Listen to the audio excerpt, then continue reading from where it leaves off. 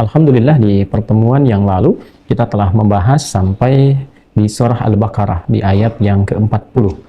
Kini di malam hari ini waktu Indonesia bagian Barat, insya Allah kita akan melanjutkan ke ayat 41, mendalami pesan, kesan, dan hikmah yang terdapat dalam surat-surat Allah Subhanahu wa Ta'ala di Al-Quran, serta penjelasan dari Rasulullah SAW melalui sunnah beliau sehingga menjadi solusi bagi kehidupan kita. Aqsa Al-Quran Sunnah Solution.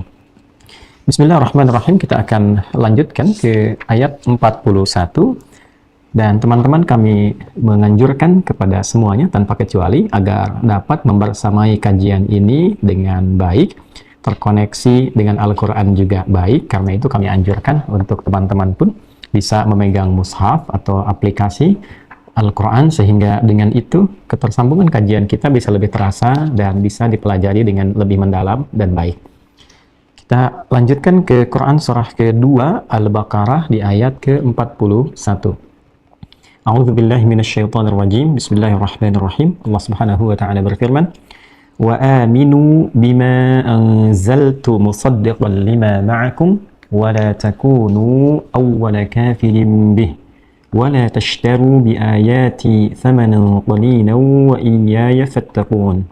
Baik, Al-Baqarah ayat ke-41. Wa aminu, dan hendaklah kalian pula wahai para Bani Israel berkomitmen untuk beriman, meyakini tanpa ragu, bima anzaltu, terhadap Al-Quran yang telah aku turunkan, musaddiqan lima ma'akum, yang membenarkan sekaligus memverifikasi seluruh ayat-ayat dan pedoman-pedoman yang telah aku turunkan kepada kalian sebelumnya. Wala takunu awwala kafirin bih, dan janganlah kalian justru dengan itu menjadi golongan pertama yang ingkar terhadap seluruh kandungan Al-Quran itu. وَلَا تَشْتَرُوا بِآيَاتِ ثَمَنًا قَلِيلًا, dan janganlah kalian meniagakan ayat-ayatku dengan cara yang begitu rendah, dengan harga yang begitu murah. وَإِيَّايَ فَاتَّقُونَ, dan sungguh kalian semua akan kembali kepada aku, maka bertakwalah dan takutlah. Ketika kalian melakukan perbuatan itu semua, maka semua dipertanggungjawabkan kepadaku saat kalian kembali. Quran surah kedua Al-Baqarah di ayat ke-41. Teman-teman sekalian, sebelum kita lanjutkan, saya ingin perkenalkan dua hal dulu. Yang pertama, kitab yang akan menjadi rujukan kita di malam hari ini adalah At-Tafsir Al-Munir, ya, karya dari Profesor Dr. Wahbah Az-Zuhaili. Ini kita ambil yang kontemporer. Seperti biasa, kami sampaikan bahwa kajian tafsir kita insya Allah menghimpun beragam kitab yang bisa kita dapati, bisa kita akses, baik itu yang tafsir-tafsir klasik, ya, yang era salaf sampai dengan yang era kontemporer. Beberapa yang salaf telah kita bahas bersama, bahkan dari mulai yang paling awal-awal kita bisa dapati, yaitu tafsir Tanwirul Mikbas, ya, ini min tafsir Ibn Abbas radhiyallahu ta'ala anhuma.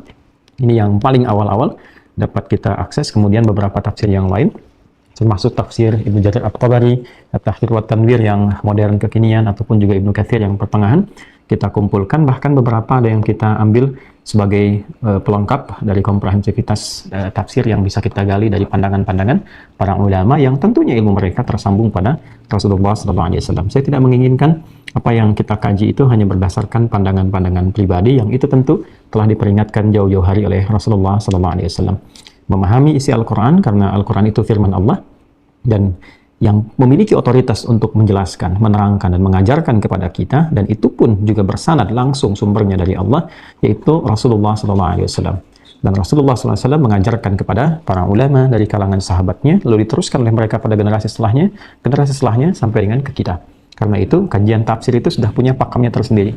Metodologi untuk memahami, cara untuk mendalami, kemudian menjelaskan kembali. Ada bagian-bagian tertentu yang tentu saja memiliki ruang bagi kita untuk memahami sesuai dengan eranya masing-masing, penerapan-penerapan, tapi itu tidak keluar dari kaidah-kaidah baku yang semua kaidah itu tersambung sanadnya sampai ke Rasulullah SAW. Ya, baiklah teman-teman sekalian, kita akan lanjutkan, dan pada bagian yang keduanya, setelah kita menjelaskan bahwa malam hari ini rujukannya adalah Tafsir Al-Munir karya Profesor Dr. Wahbah Az-Zuhaili, saya berani menyampaikan dan menjadikan ini sebagai rujukan karena kami pun pernah berjumpa dengan beliau kemudian berguru walaupun singkat saat beliau datang ke Tripoli dan berada di satu channel yang sama. Yang dulu kami mengasuh channel namanya channel Qanat Tawasul, channel Tawasul, dan ada satu segmen kajian bersama para ulama. Dan alhamdulillah pernah kami duduk satu sesi bersama juga dengan beliau. Ya, karena itu insyaallah ketika menyampaikan dari gambaran tafsir ini, mudah-mudahan juga saat bersamaan Allah mengalirkan pahala yang berlimpah kepada beliau dan tentunya menambahkan rahmat dan kemuliaan kepada beliau dari sisi Allah Subhanahu wa taala. Yang kedua, sebelum kita masuk ke ayat 41, kami memohon izin untuk sedikit mengingatkan di ayat ke-40, karena saat masuk ke ayat 40 ini ada permulaan yang ingin ditampilkan oleh Al-Qur'an ya kepada kita semua tentang ini satu yang sangat luar biasa yang kita akan dapati fenomenanya kekinian, ya, yaitu awal perjalanan genealogi Yahudi, ya, yang mengacu kepada Bani Israel. Saya sudah pernah terangkan di pertemuan-pertemuan yang lalu perbedaan istilah-istilah ketika Al-Quran mengungkap dengan Bani Israel, kemudian juga dengan Yahudi, ya, nanti ada juga dengan kaumnya Musa dan seterusnya. Itu memberikan satu penekanan-penekanan tertentu yang berbeda nanti dengan makna-makna yang lainnya. Misal ketika Allah menyebut misalnya dengan kata Yahudi, ya, lalu kemudian setelah itu dengan Bani Israel, bahkan kemudian menjadi kata kerja menggunakan hadu misalnya, ya. Nah, itu ada penekanan-penekanan tersendiri yang satu dengan yang lainnya itu saling beririsan. Dan yang paling menarik ketika ayat ke-40 ini dibuka, Allah ingin menggambarkan tentang satu generasi yang mereka hidupnya saling nanti melanjutkan dari satu generasi ke generasi yang lainnya dan membawa genealogi yang berupa sifat-sifat karakter-karakter yang unik yang itu setiap masa akan terbawa. Sehingga dengan itu kita diberikan gambaran oleh Allah Subhanahu wa taala dalam Al-Qur'an ketika engkau umat Islam ya nanti berinteraksi dengan golongan seperti ini karakternya. Seperti ini cara engkau berinteraksi. Jika engkau bertemu dengan golongan seperti ini karakternya. Maka demikian cara engkau berinteraksi. Kalau kita mampu mengkaji Al-Qur'an dengan benar dan baik serta mempraktikkan itu dalam kehidupan, maka dapat dijamin semua orang-orang yang berkehidupan dengan pedoman ini selalu akan menjalani kehidupannya dengan satu, terhormat. Yang kedua, selalu sukses dalam menjalani aktivitas. Yang ketiga, meraih kebahagiaan hakiki. Dan yang keempat, ini yang paling penting, mampu beradaptasi dengan siapapun dia bergaul. Dan yang kelima, ini yang paling istimewanya, dia selalu berada dalam posisi yang terhormat, yang di atas. Ya, dan selalu tinggi, selalu tinggi. Ini yang terjadi pada era Nabi SAW dan era-era terbaik setelahnya atas bimbingan Rasulullah SAW. Dijelaskan isi Al-Quran ini sehingga umat-umat Islam pada masa itu yang sebelum mereka menjadi Muslim terpuruk, kemudian rendah, jauh terbelakang, tiba kemudian menjadi golongan yang sangat elit, mampu beradaptasi bahkan membentuk peradaban yang baru, dan dengan itu tampil terhormat, menjadi yang paling bukan sekedar ideal, tapi juga paling tinggi martabatnya dalam kehidupan dunia. Mereka mampu berada di atas Yahudi, suku-suku lain, dan sebagainya, dan yang paling hebat adalah membangun kebersamaan dan keadilan. Dimanapun berada, mereka mampu menerapkan sistem keadilan yang sangat objektif, menjamin ketenangan, kenyamanan, kemakmuran, dan kedamaian untuk semua bagian lapisan masyarakat yang berkehidupan. Ya, seperti sering saya sampaikan bahwa Palestina itu ketika, saya ambil contoh ya, karena kekinian kasusnya hangat, ketika semua diatur oleh orang-orang Islam pada masa itu, yang terakhir kan dinasti Ottoman pada masa itu, ya, Turki Utsmani, bagaimana semua dapat berdampingan hidup bersamaan. Yang Muslimnya ada, yang Kristennya ada, yang Yahudinya bahkan ada, hidup damai semuanya. Ya, sampai bencana muncul di tahun 1948 tuh, atau yang dikenal dengan Nakbah tuh ya, ya apa namanya, hari bencana yang kita ketahui sampai dengan kini. Ya, kembali kepada objek bahasan kita, maka Allah Subhanahu wa taala ketika menurunkan Al-Quran Al-Karim dan mengiringi tugasnya Nabi Muhammad SAW untuk menjelaskan itu semua dalam periode kurang lebih 23 tahun, dan dimulai tentunya di Mekah selama 13 tahun, yang 3 tahunnya kurang lebih masa-masa pembekalan kepada Nabi, dan 10 tahunnya implementasi yang disampaikan kepada masyarakat, yaitu dakwah yang bersifat langsung ke masyarakat. Lalu ada fase 10 tahun di Madinah. Jadi imbang sebetulnya 10 dengan 10 ya. Jadi 3 tahun pembekalan pribadi, 10 tahun di Mekah dan 10 tahun di Al-Madinah Al-Munawwarah. Yang di Al-Madinah Al-Munawwarah ini itulah yang membentuk kemudian fase-fase pematangan, kemudian peradaban dan meramu kemajemukan yang harmoni. Di dalamnya terdapat Yahudi, terdapat Nasrani dan juga yang lain-lainnya. Mampu hidup berdampingan, dan saat kemudian muncul di Yathrib ini dakwah Nabi di awal-awal, turun ayat-ayat yang memperkenalkan kepada Nabi ini pada komunitas Yahudi, demikian cara berinteraksi dengan mereka. Jadi teman-teman sekalian, ayat-ayat ini turunnya di Yathrib atau di Al-Madinah Al-Munawwarah yang membimbing Rasulullah SAW bagaimana cara menyikapi orang-orang Yahudi yang ada pada masa itu, baik kalangan, nah ini poin pentingnya terbagi pada 3 bagian, Satu, kalangan-kalangan rohaniawannya, atau dikenal dengan rahib-rahibnya, ya, baik yang mereka itu objektif, bisa menerima dakwah Nabi, dalam arti bisa berargumentasi, ya, ada yang sentimen kepada Nabi, bahkan ada yang membusuhi, atau bahkan menyimpan dendam yang berlebihan kepada Nabi SAW, karena menginginkan urutan nabinya dari jalur mereka yang Nabi Ishak, ya, tapi ternyata dapatnya dari Nabi Ismail alaihissalam. Kemudian ada golongan juga yang kedua, selain rahib, ada golongan-golongan pebisnis, pedagang, pengusaha. Ya, nanti di antara mereka ada yang menyatu juga, beberapa kisah nanti akan tersambung. Lalu yang ketiga, golongan masyarakat biasa, ya, yang hidup bersama mereka, membersamai dua golongan yang sebelumnya. Lalu pada seluruh golongan ini Allah Subhanahu wa taala menyampaikan pada Rasulullah SAW ketika berinteraksi dengan mereka, maka diingatkan kembali mereka itu. Mereka selalu membanggakan bahwa mereka punya sosok agung ke atasnya, yaitu seorang Yakub alaihi salam, yang dari Nabi Yakub ini saking dekatnya dengan Allah Subhanahu wa taala, turun generasi-generasi ke bawahnya. Nabi Yakub kan ke atasnya dari Nabi Ishak, ya, alaihi salam. Nabi Ishak dari Nabi Ibrahim alaihi salam. Lalu dari jalur Nabi Yakub ini, ya, kedekatannya dengan Allah yang sangat luar biasa, melahirkan kemudian Nabi Yusuf alaihi salam, terus sampai ke bawah Nabi Musa, terus Daud, Sulaiman, sampai ke Nabi Isa, ya, Nabi Isa alaihi salam. Di Nabi Yakub ini punya satu kata yang Allah berikan kepada Yakub saking taatnya, dekatnya kepada Allah dan sabarnya dalam ujian yang Allah berikan, ya, dalam kehidupan rumah tangga sampai kehidupan sosialnya, yaitu dari 12 anaknya yang sangat viral, yaitu Nabi Yusuf alaihissalam, yang punya hubungan dekat dengan beliau sampai dalam kondisi-kondisi tertentu banyaklah curhat Nabi Yakub ini kepada Allah, sehingga disebut dengan Israel, hamba Allah yang sangat taat. Isra, ya, kemudian hamba Allah, kemudian il, yaitu ilnya Allah, ya, hamba, il yaitu Allah, yaitu hamba Allah yang sangat taat. Nah, Israel ini selalu diklaim oleh anak keturunan sampai dengan ke bawah, bahkan generasi yang sudah lewat dan lampau, bahkan mungkin secara genetik sudah tersebar jauh, ya. Tapi selalu dihadirkan kata ini untuk memberikan kesan kebanggaan bahwa kami dari keturunan seorang hamba Allah yang taat, ya. Kami dari keturunan seorang hamba Allah yang saleh, yang dekat dengan Tuhannya. Karena itu, ketika Nabi berinteraksi dengan mereka, kata ini yang pertama digunakan. Ya, kata ini yang pertama digunakan untuk memberikan satu kesan adaptif yang baik, ya, kepada orang-orang Yahudi ini, sekaligus dalam saat yang sama cara halus mengingatkan, kalau benar engkau ini seorang dari generasi keturunan hamba Allah yang saleh, yang baik, ya, seharusnya tidak melenceng dari amalan-amalannya, ya, seorang Israel, yaitu Nabi Yakub alaihissalam. Bagaimana salatnya, bagaimana dekatnya dengan Allah, bagaimana curhatnya kepada Allah, bagaimana menegakkan keadilan, bagaimana lemah lembutnya, kan? Ya, jangankan kepada orang lain, bagaimana mengatur anak-anak dengan baik, tidak pernah menyakiti yang lain-lain. Jadi nggak ada isu-isu kekerasan yang dibangun oleh seorang Israel. Maka anak keturunan sampai ke bawah, ya, itu disebut dengan bani.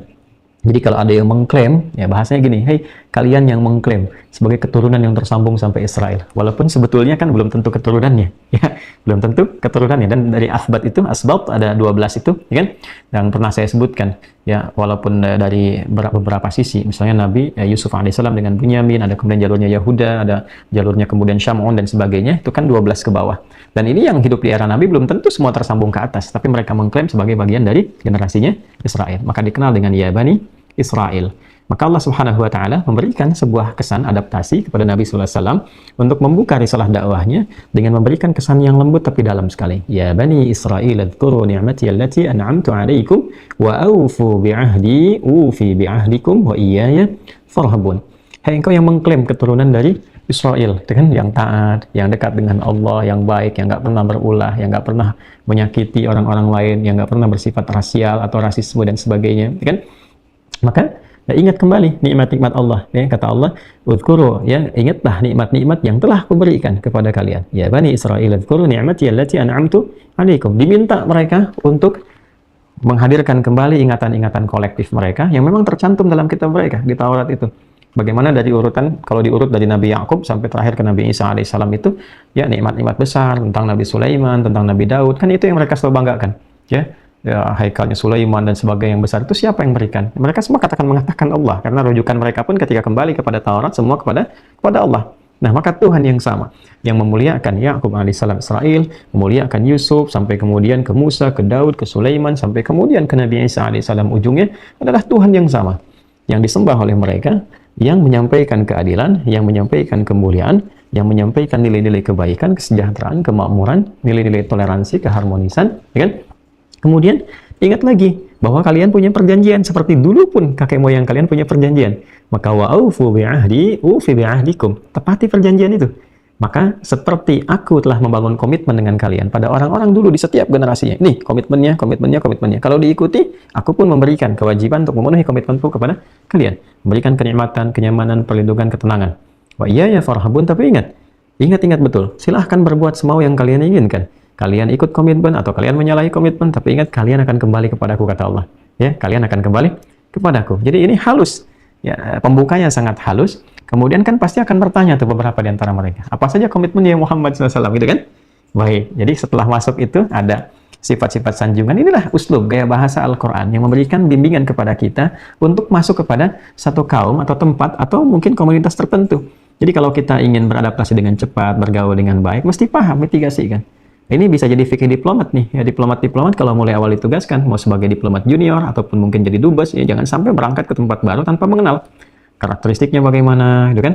Keadaannya bagaimana, ya? Yang hebat misalnya kan dubes ditempatkan nih. Di mana dubesnya ditempatkannya? Misal, kita ambil Eropa dulu lah, gitu ya. Misalnya tempatkan di Spanyol. Begitu baru datang ke situ sudah bisa bahasa Spanyol misalnya, itu penerimanya akan beda dibandingkan ketika datang nggak bisa apa-apa, gitu kan? Misal ini contoh ya. Atau ke Arab misalnya, begitu datang sudah bisa bahasa Arab, sudah tahu tempat-tempatnya, tahu karakteristik sukunya, itu kesannya berbeda. Maka demikian Nabi Muhammad SAW dipandu ketika beliau menjadi nabi, menjadi rasul, berdakwah, bertemu dengan kalangan Yahudi yang diberikan pertama kali, ya Bani Israel.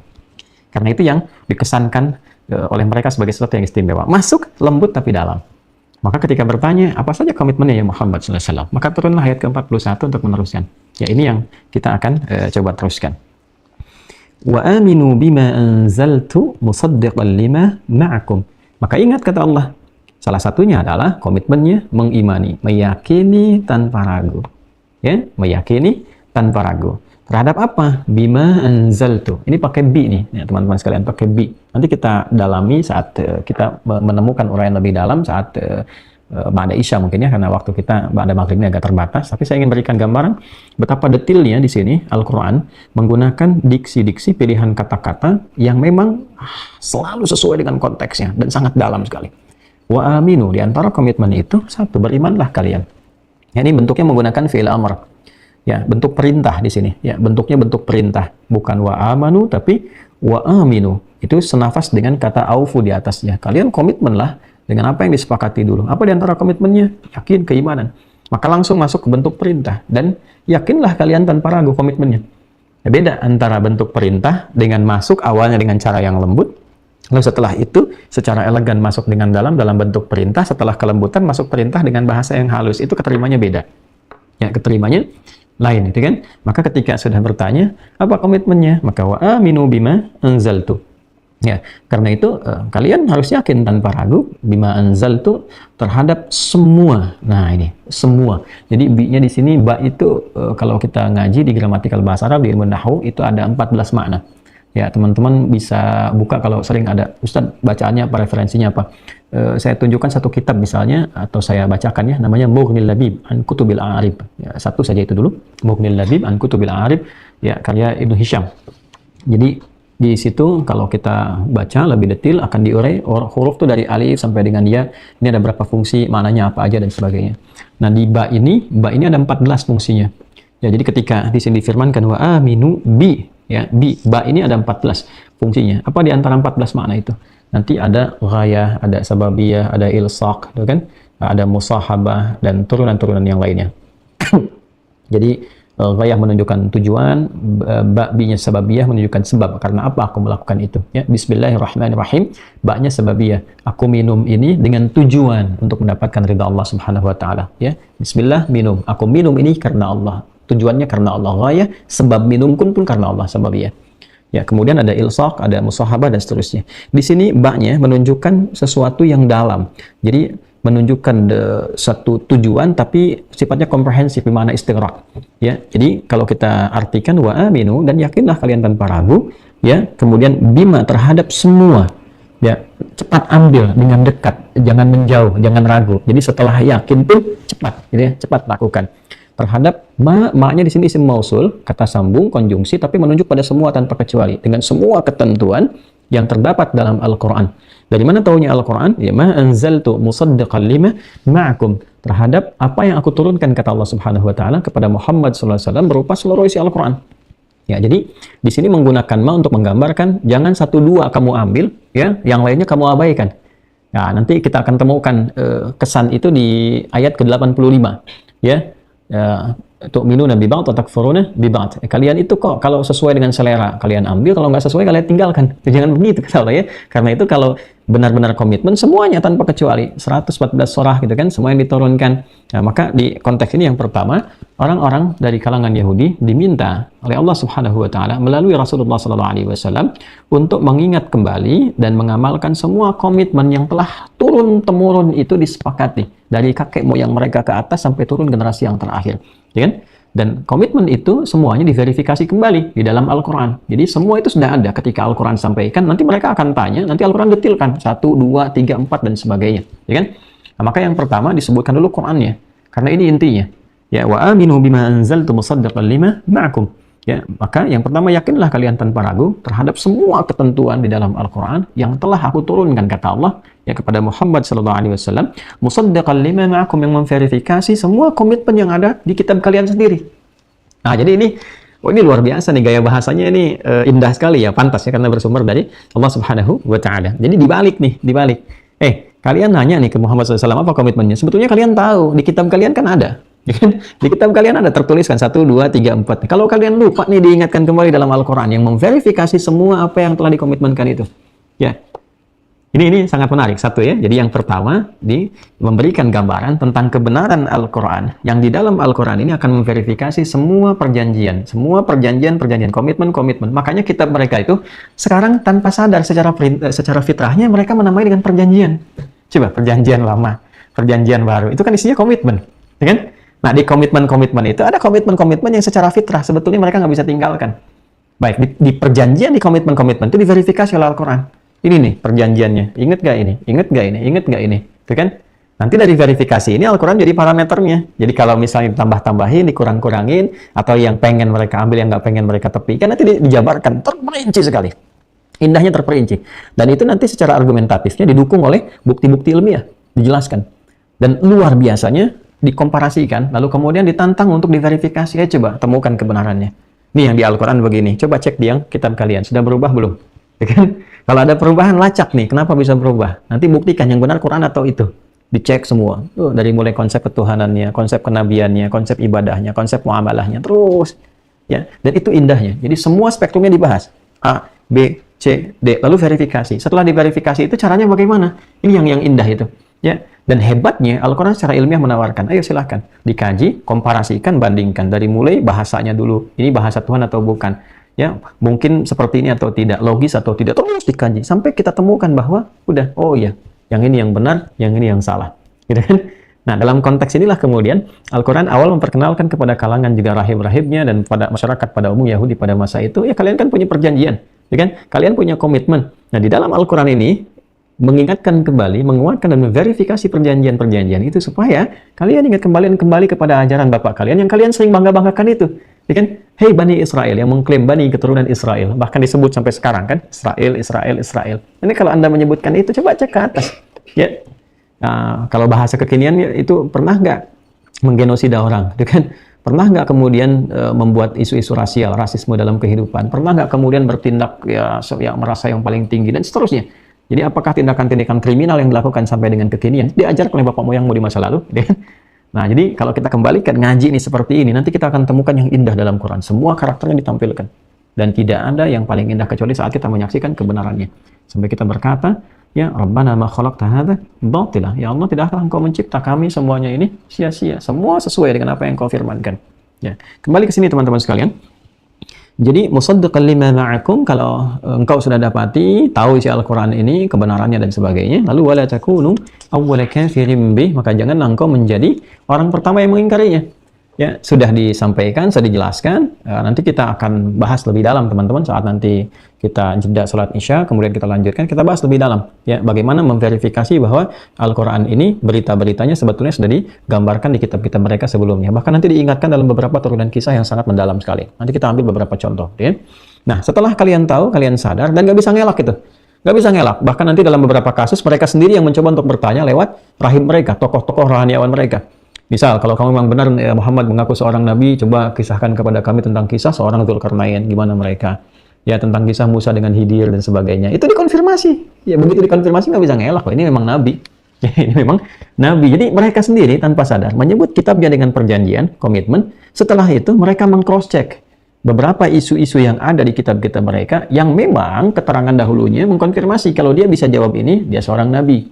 Kalau dia bukan begini, dia bukan nabi. Itu cuma bisa dijawab oleh seorang nabi. Dan ini menunjukkan bahwa wahyu yang dia bawa, kitab yang dia bawa, ya kan, itu sesungguhnya benar. Maka terkonfirmasi kebenarannya. Perkara nanti diterima atau ditolak itu kembali kepada karakteristiknya. Jadi kalau menerima dia benar-benar komitmen dengan perjanjian, kalau dia menolak memang ini menunjukkan ya karakter yang menyimpang. Ya, dan ketika ditunjukkan itu kemudian diterangkan kembali. Maka diingatkan kalau kalian sudah verifikasi dan menemukan kebenarannya, ingat, ini komitmen loh. Dan dengan komitmen ini kalian bawa kembali kepada Allah. Ingat ke ayat 40-nya? Ke ayat 40, wa iyaya farhabun. Ingat, ini komitmen kalian dan dengan komitmen ini kalian akan bawa kepada Allah. Kalau benar kalian dapat rahmat, kalau menyimpang kalian diancam dengan azab, gitu kan? Wala takunu awwala kafirin bi. Karena itu, ketika kalian sudah mengetahui bahwa ini adalah nyata kebenarannya, maka jangan jadi golongan pertama yang mengingkarinya. Kenapa ada bahasa Al-Quran jangan jadi golongan pertama? Padahal kan yang pertama menerima Al-Quran saat turun di Makkah itu kan kalangan umat Nabi Muhammad SAW dari kafir Quraisy, itu kan? Yahudinya kan adanya di Al-Madinah, walaupun desas-desusnya sudah sampai pada mereka. Tapi kenapa bahasa Quran mengatakan wala takunu awwala kafirin bih, dan kalian jangan jadi golongan pertama yang ingkar? Karena dibandingkan dengan golongan orang-orang kafir Quraisy yang tinggal di Mekah, orang Yahudi ini sudah dapat info jauh hari sebelumnya akan lahirnya seorang nabi di Mekah.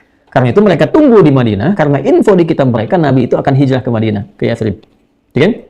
Maka wala takunu awwala kafirin bih wala tashtaru bi ayati thamanan qalila, dan jangan kalian bersikap kepada Al-Qur'an ini, kepada ayatku ini, ya, wala tashtaru bi ayati, dan jangan kalian jadikan kemudian ayat-ayatku itu, baik yang di Taurat, yang Injil, yang telah disampaikan, apalagi engkau jadikan kemudian Al-Qur'an sebagai objek apa? Objek jualan, objek niaga.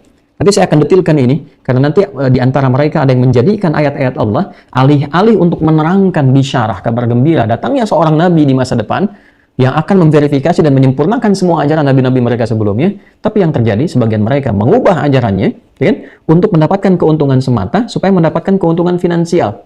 Ya, karena itu sangat terkenal. Nanti dalam Al-Quran ada ayat-ayat mengingatkan kepada para ulama-ulama muslim, ustadz-ustadz, ya kan, yang kekinian tuh, jangan sampai Anda berdakwah itu dengan meniagakan ayat-ayat Allah. Apalagi kemudian misalnya menjadikan masjid-masjid atau pusat-pusat tertentu untuk jualan. Ya, buka misalnya nomor rekening. Kalau sudah ngajar transfer ke sini, ya, ditukar dan seterusnya untuk jualan, bahkan membuat tarif dan sebagainya. Nah, ini satu hal yang nyata di era Nabi, bahwa ada rahib-rahib di masa itu yang sengaja menyimpangkan dengan ajaran-ajaran yang lurus itu untuk mencari keuntungan dunia semata. Sedangkan itu kan ketika didapatkan mereka pulang udah nggak dinikmati. Makanya disebut di sini dengan thamanan qalila.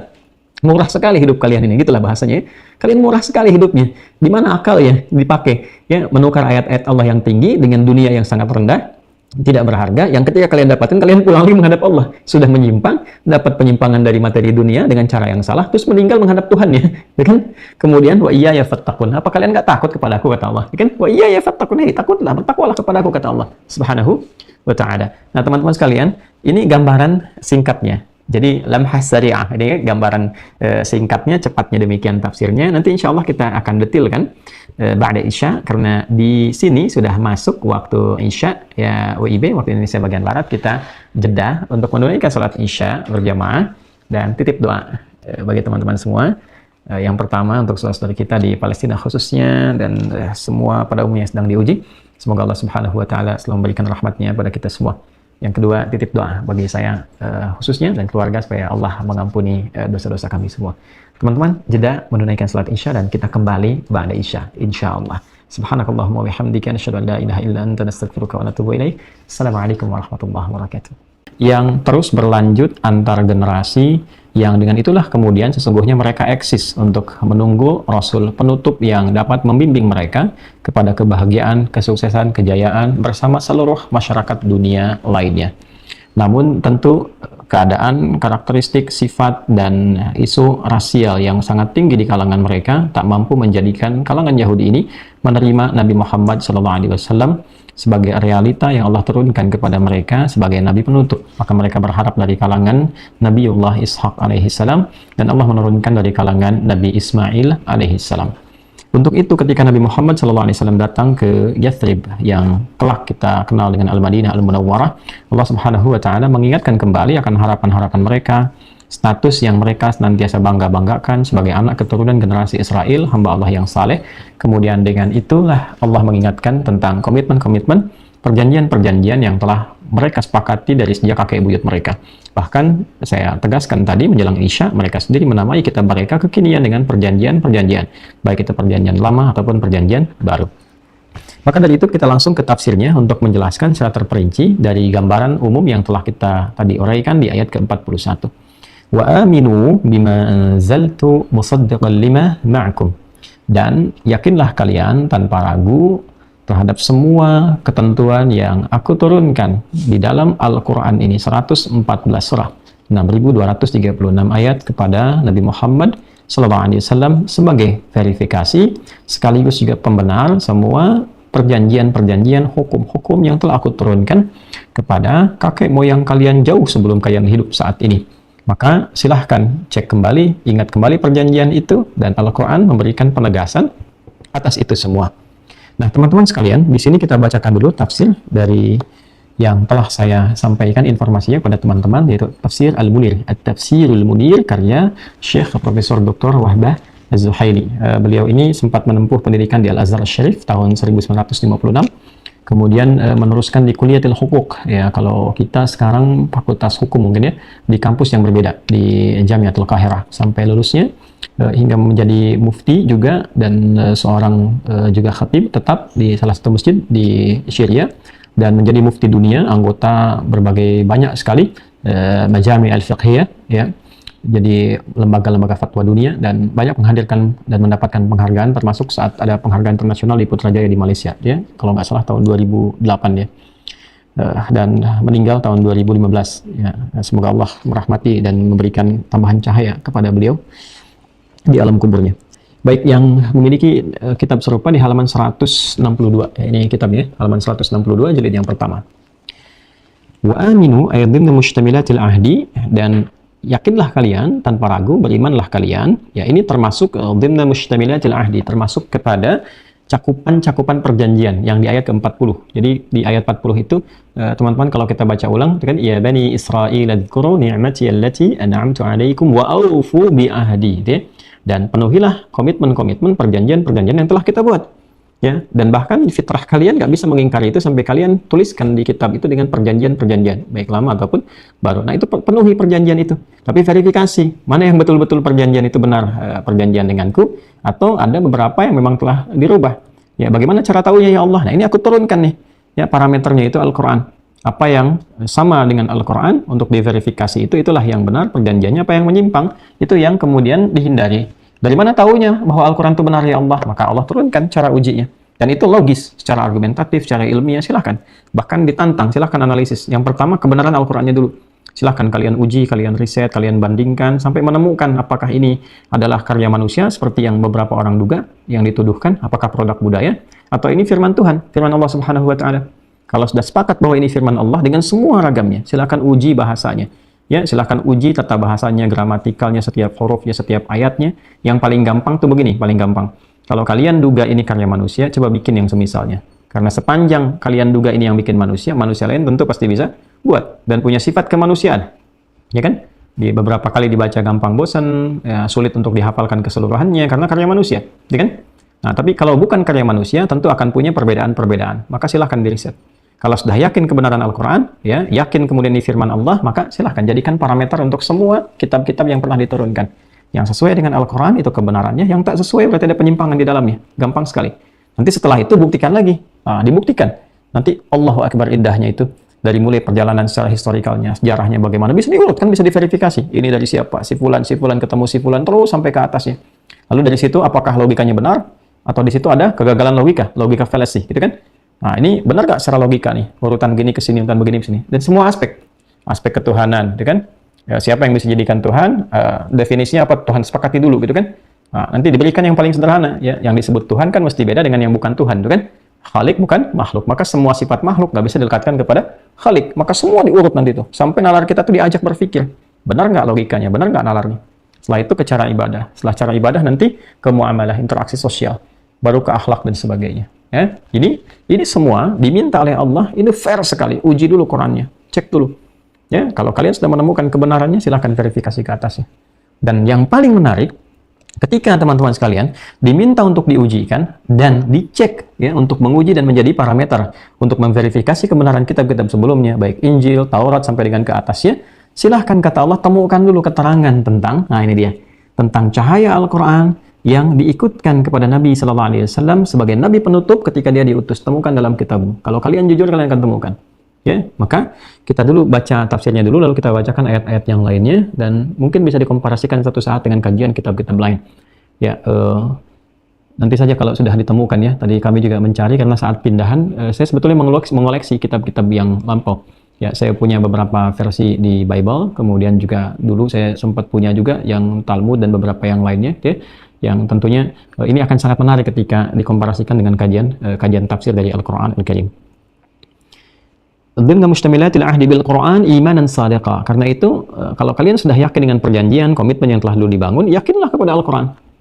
Ya, silahkan kaji, silahkan riset. Kalau sudah yakin itu, ini bukan karya manusia, ini adalah firman Tuhan, maka yakinlah tanpa ragu, imanan sadiqa, dengan keimanan yang benar, wa annahu min indillah, dan sesungguhnya Al-Quran itu, ya, sumbernya dari Allah, itu firman Allah Subhanahu wa Ta'ala.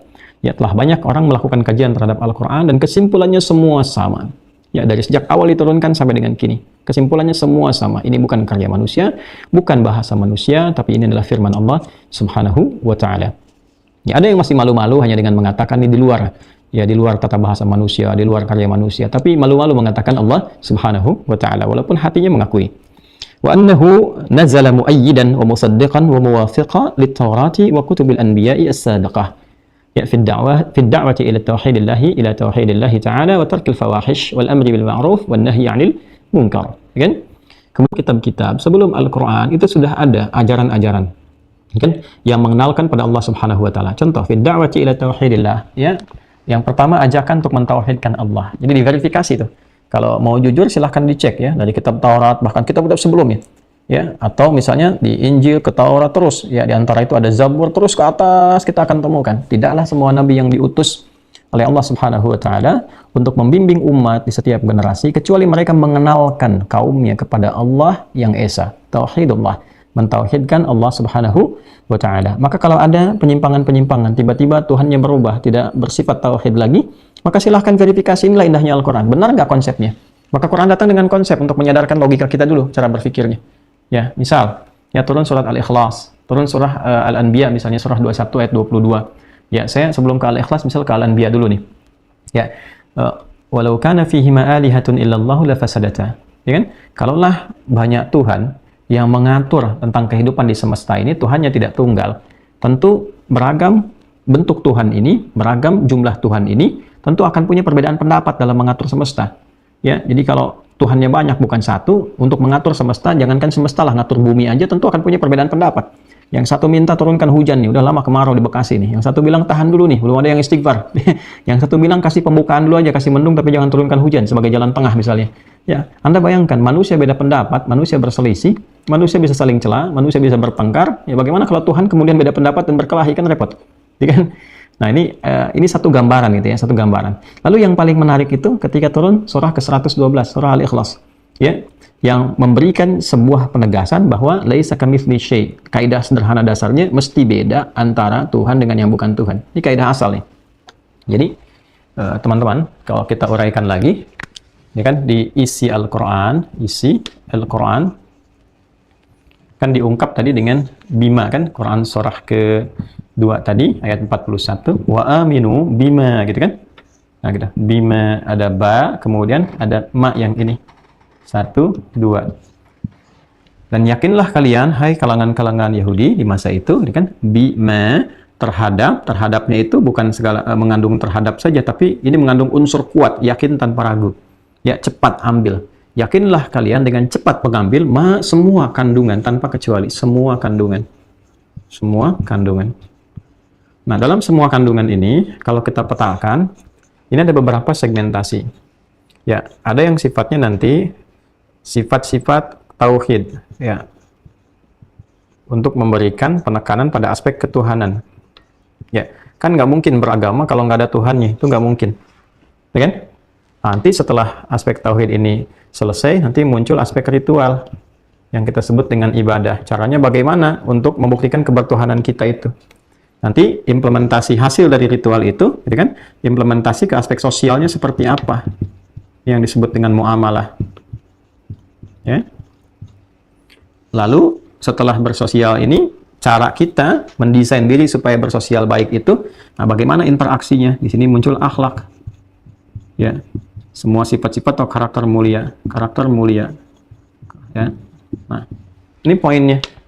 Nah, jadi semua yang terkait dengan kitab-kitab di masa lalu, ya kitab-kitab di masa lalu, apakah ya fase terdekat misalnya ke Nabi SAW, Injil yang diturunkan kepada Nabi Isa alaihissalam, kemudian juga ada Taurat yang diturunkan kepada Nabi Musa alaihissalam.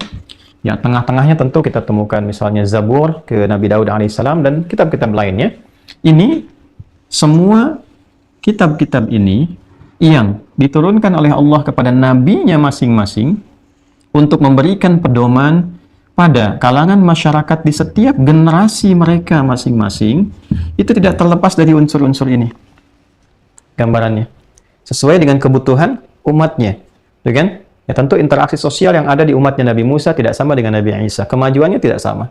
Termasuk juga dengan era kita sekarang kan, dulu belum ada tingkat penggunaan media sosial yang sangat tinggi atau bahkan media sosialnya belum ada, interaksinya secara langsung dan sebagainya. Setiap eranya punya perbedaan. Tapi Allah dengan sifat adilnya memberikan tuntunan kepada mereka yang membimbing mereka mendapatkan kebahagiaan, kenyamanan, kesejahteraan, kedamaian, dan ketentraman dalam kehidupan melalui petunjuk kitab-kitab itu. Itulah sebabnya disebut dengan hudan namanya, petunjuk berkehidupan. Itu sudah pernah saya sampaikan ya di pertemuan-pertemuan sebelumnya. Nah, isinya 4 bagian ini.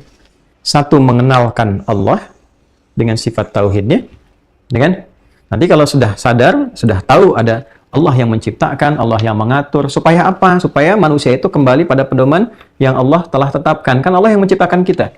Kan kita mengakui, ini kadang-kadang manusia ini logikanya tuh kalau dibawa ke aspek agama, jadi menurun kemampuannya. Tapi kalau dunia makin cepat ya, ini tandanya setan itu aktif gitu ya. Setan itu pengasih, sangat penyayang, diberikanlah pedoman hidup. Ini adi hidayat, aku yang menciptakan engkau, aku tahu tentang engkau. Kalau engkau pengen sukses, pengen bahagia, ini pedomannya begini.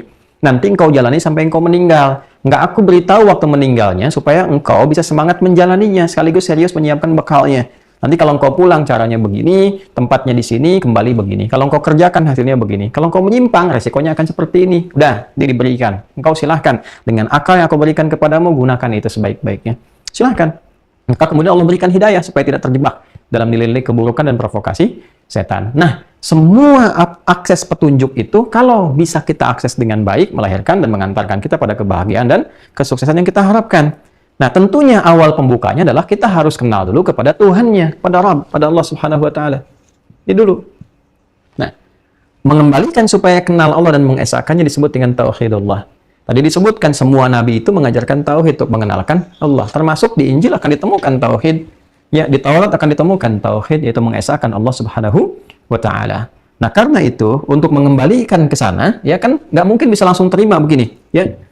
Ya, non muslim misalnya nggak akan langsung bisa terima begini. Wah, dari mana taunya Quran itu verifikasi kitab-kitab kami? Kan Quran datang belakangan. Masa yang belakangan memverifikasi yang datang sebelumnya? Kan bisa aja bertanya demikian, kan? Maka yang paling gampang dibalik logikanya oleh Allah Subhanahu wa taala. Kalau gitu, silahkan cek dulu kebenaran Qurannya. Ini ada Al-Quran. Ya. Jadi jangan bicara fungsi verifikasinya dulu, tapi silahkan cek dulu Qurannya. Ya, di-challenge langsung oleh Allah kepada setiap pengkritik yang terkait dengan Al-Quran dari sejak ayat itu diturunkan, dari sejak era Nabi Sallallahu Alaihi Wasallam. Mereka berkata bahwa Quran itu produk budaya, mereka berkata Quran itu adalah rekayasanya Nabi Muhammad Sallallahu Alaihi Wasallam, Quran itu sama dengan syair dan sebagainya. Sederhana. Ya, karena itu di-challenge dari sejak ayat ke-23 Quran ini. Silahkan dianalisis, silahkan dikaji dari berbagai aspeknya. Ya, dari segi misalnya tata bahasanya. Tata bahasa. Ya, silahkan mau ngambil gramatikalnya, mau ngambil kalimatnya, ayatnya, hurufnya, baru kemudian ke maknanya. Ya, isinya, informasinya.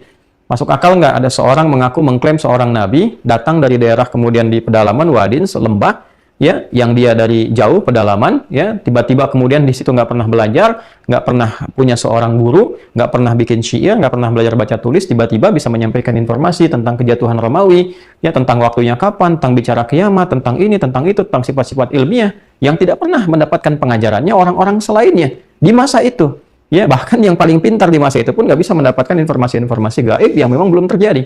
Ya, nah maka ditanyakan, silahkan dicek, silahkan dicek. Dan beberapa, bahkan Masya Allah, di setiap zaman itu bisa merasakan keagungan dan kebenaran semua yang tercantum dalam Al-Quran ini. Dicek kebahasaannya, segalanya sampai ke maknanya. Yang paling menarik nanti, setelah Anda temukan, ya, ini ada nggak sifat-sifat kemanusiaan di sini? Kan dituduh kan, ini kan produk budaya, karya manusia, kitab yang datang belakangan. Silahkan semua pertanyaan itu dikumpulkan. Ya. Nanti kalau Anda tuduhkan ini sebuah karya dari manusia, ada nggak sifat-sifat kemanusiaan dalam Al-Quran ini? Ya. Semua. Dari lafadznya. Ya. Coba bandingkan dengan karya manusia. Ada nggak bahasa manusia yang tetap, bahasanya tetap seperti itu, nggak mengalami perubahan, nggak ada penyempurnaan, nggak ada ejaan yang disempurnakan, ulama dengan u baru itu berbeda, owe dengan u, dan seterusnya. Ya kan? Di setiap generasi itu selalu bahasanya konsisten, lafadznya nggak pernah berubah, titiknya nggak pernah berubah, susunannya tetap seperti itu, yang ketika dibaca akan muncul, kemudian semua bagian dari sumber-sumber suara di tubuh kita, 29 tempat tuh keluar semuanya, dan membentuk karakteristik setiap pribadi yang menyuarakannya. Anda kan baca Quran kan kelihatan, kalau benar bacanya, semua bagian sumber suara itu keluar dari tubuh kita, dan melahirkan satu harmoni yang membentuk sebuah irama pribadi. Jadi kita kenal loh si fulan, itu kan, itu dari segi bunyinya saja. Kemudian konsistensi bacaannya, dari dulu Alif Lam Mim sampai sekarang kita kenal dengan Alif Lam Mim, mudah dihafalkan. Nggak ada, semua bacaan di muka bumi ini yang paling mudah dihafalkan kecuali Al-Quran. Dengan semua sifat manusianya, baik itu yang secara fisik bisa melihat, tidak bisa melihat, bahkan yang lumpuh otak, yang sehat otak, dan sebagainya, bisa mudah menghafal Al-Quran. Tidak pernah bosan untuk dibacanya. Silahkan cek karya manusia, sehebat apapun mengalami penyempurnaan. Bahkan kadang-kadang ada kitab yang dituliskan, bahasa aslinya malah nggak bisa diakses. Yang ada terjemahan-terjemahan semua. Ya kan fairnya begitu. Kalau nggak bisa diakses aslinya, yang ditemukan terjemahannya patut dipertanyakan. Tapi Al-Quran originalitasnya masih terjaga sampai dengan sekarang. Mudah dihafalkan, nggak bosan bacanya. Ya, buku lain sehebat-hebatnya, karya yang paling luar biasa megahnya, dibaca sekali, dua kali, bosan, simpan. Saya udah ngerti isinya. Al-Quran ini terus dibacakan tiap hari. Hilang sifat-sifat karya kemanusiaan di dalamnya nggak ada. Ya, jadi apalagi itu belum sampai ke isinya. Baru ke bagian-bagian gramatikalnya, susunannya. Ya, ketika Anda kemudian sudah tak mampu, bahasa gampangnya begini kata Al-Quran, Allah sampaikan, kalau memang dengan semua itu belum mampu membuat Anda yakin, udah, Anda mengatakan ini karya manusia, bikin seperti itu, ya, jika memang klaim Anda ini karya manusia. Karena kalau ini bikinan manusia dan Anda manusia, Anda pasti juga bisa membuat hal yang sama. Gampangnya begitu, ya kan? Tapi ketika tidak mampu, apalagi yang menjadikan Anda berat untuk menerima Al-Quran sebagai firman Allah, sebagai firman Tuhan, kecuali kungkungan nafsu, ya kan? Jadi klaimnya adalah pembenaran, bukan mencari kebenaran. Karena itulah ketika dorongan kita mencari kebenaran dengan hati yang bersih, kita akan temukan, oh iya, ya ini di luar sifat-sifat itu, di luar sifat-sifat tuduhan-tuduhan yang disampaikan, sifat-sifat kemanusiaan. Ketika sudah disadari bahwa ini bukan makhluk, tapi ini kalamullah, firman Allah Subhanahu wa Ta'ala, dan yakin dengan itu, nah silahkan verifikasi nih ke sini. Anda kan sudah temukan kebenarannya. Ya, bahkan kalau mau jujur, hal yang sama yang diterapkan ke sini, coba cek di sini, coba cek di Taurat, coba cek di Injil dan sebagainya. Yang ada sekarang, cek. Ya. Anda akan temukan, oh ternyata jauh sekali perbedaannya.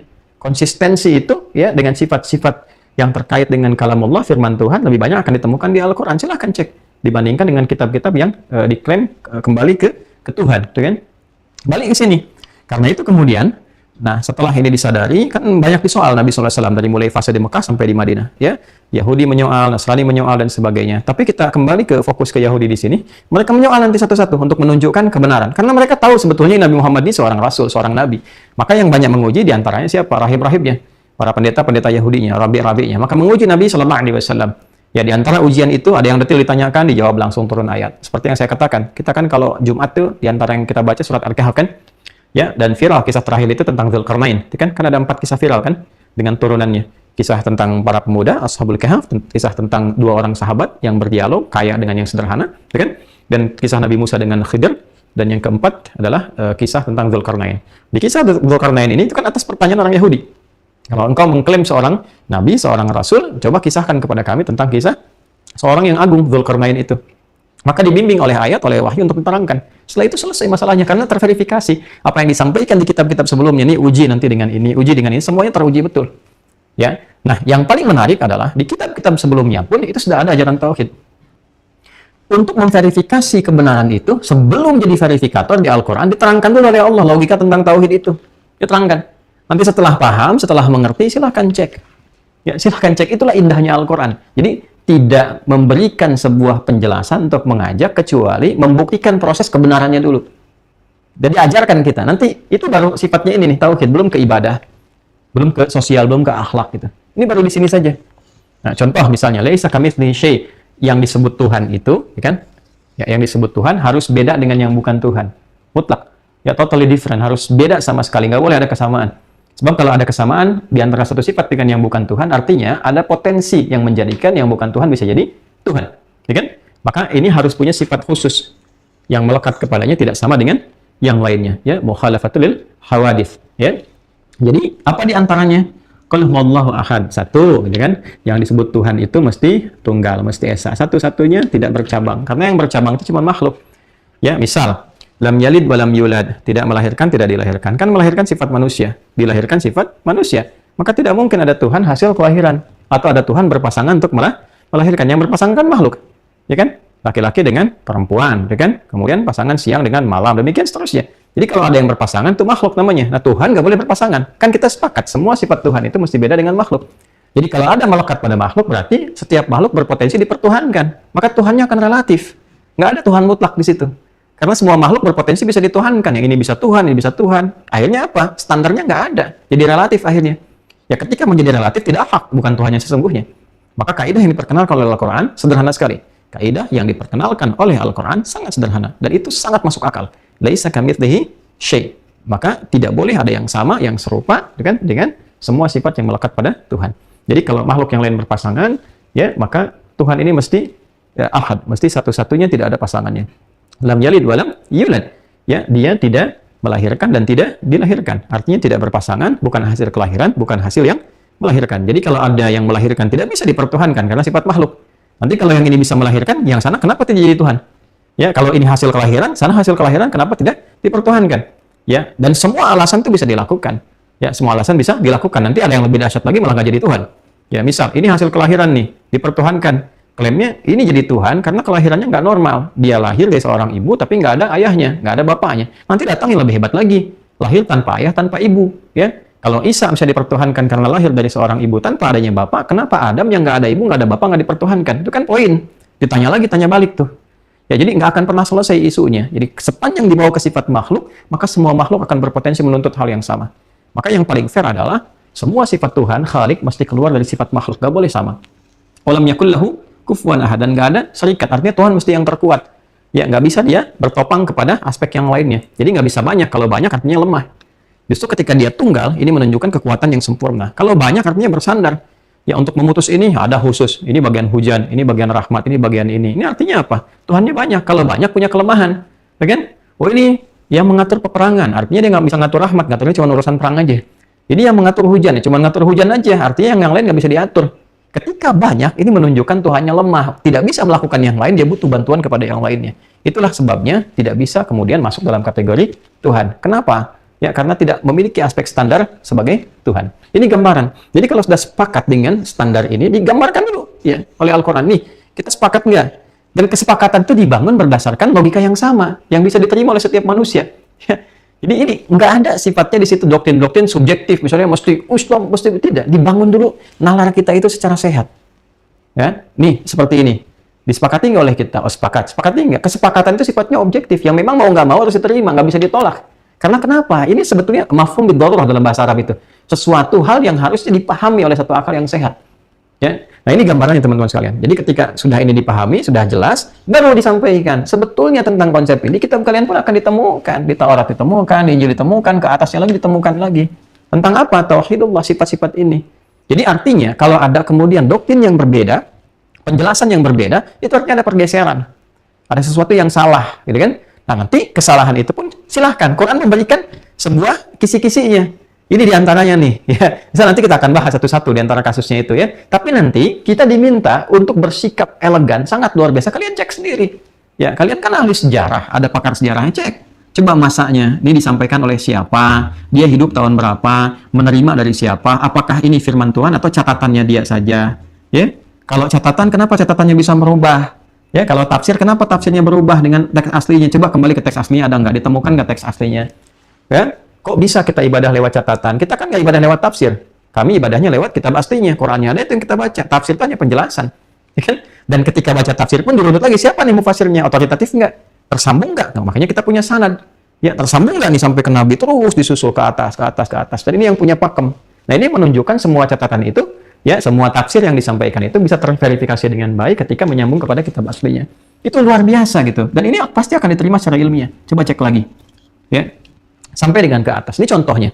Nah, ini adalah penjelasan detail dari apa yang disampaikan dari tafsir yang kita baca tadi, ya, fi da'wati ila tauhidillah. Semua kitab-kitab yang diturunkan sebelum Al-Qur'an sesungguhnya itu semua mengajak dan mengenalkan keesaan Allah Subhanahu wa taala. Wa tarkil fawahish, dan meninggalkan segala penyimpangan-penyimpangan syahwat, misalnya perzinaan, rajam gitu. Ada di kitab-kitab dulu. Silakan cek di Taurat itu ada rajam, ya.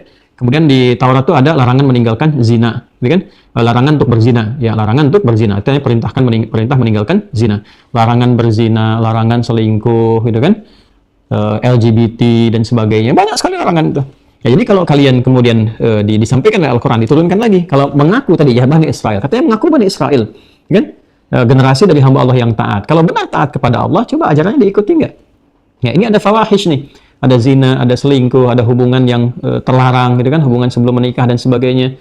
Ya, jadi kalau satu sisi mengaku klaim yang paling saleh, bahkan nama-namanya dilekatkan kepada nabi-nabinya, ya, misalkan tuh nama nabi-nabinya tuh David kan dari Daud, gitu kan, Abraham, gitu kan, Michael, Michelle dan seterusnya, itu kan nama-nama sampai dengan ke atasnya itu.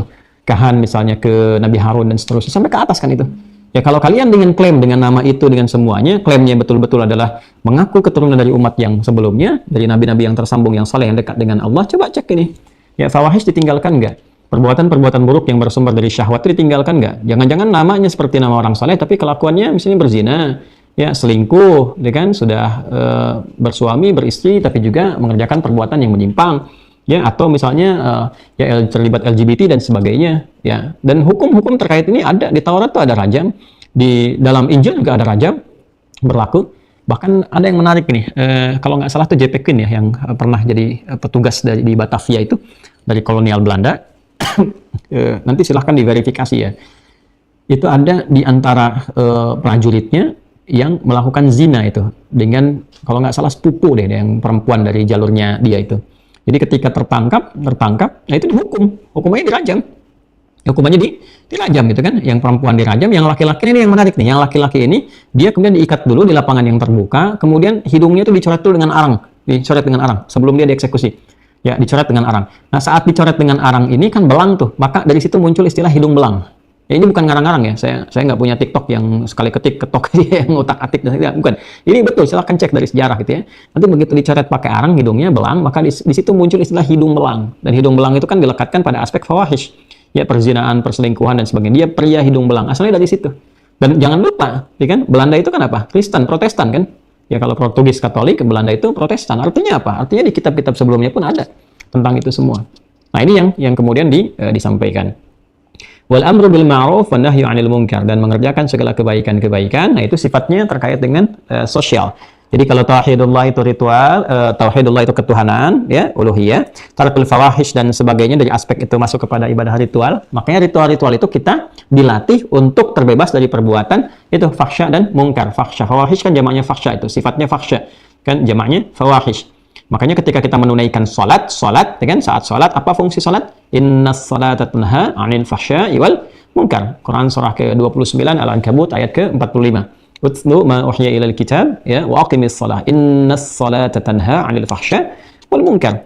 Jadi fungsi salat mencegah perbuatan fahsya dan munkar. Kalau orang salat, maka dampak aspek sosialnya, muamalahnya, dia terjauh dari perbuatan fahsya dan munkar. Ya. Nah, di umat lalu pun semua salat.